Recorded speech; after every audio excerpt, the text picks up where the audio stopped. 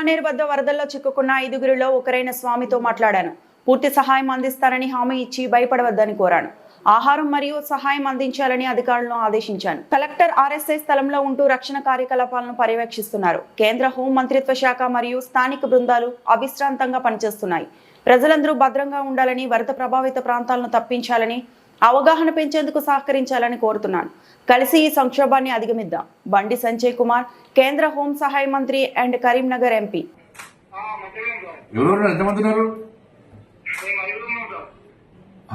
మీరు పొద్దున ఎందుకు వేరు అడిగి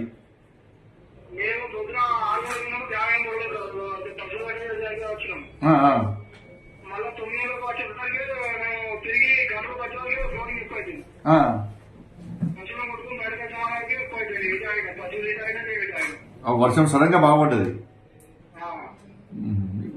ఇప్పుడు ఎవరు ఉన్నారు? మీ 5 ఎవరు ఉన్నారు?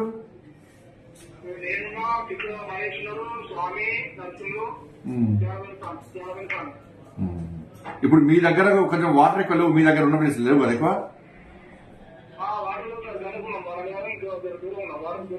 దూరం ఉన్నారా? ధైర్యం ఉండండి, మాడుతున్నాను. కలెక్టర్ కూడా వచ్చినాడికి ధైర్యం ఉండండి. నేను మాడుతున్నాం, అందరం చూస్తున్నాము, అందరం కూడా అందరం ఉన్నాం, అందరం చూస్తున్నాము. భోజనం గిట్ల వచ్చింది ఏమన్నా?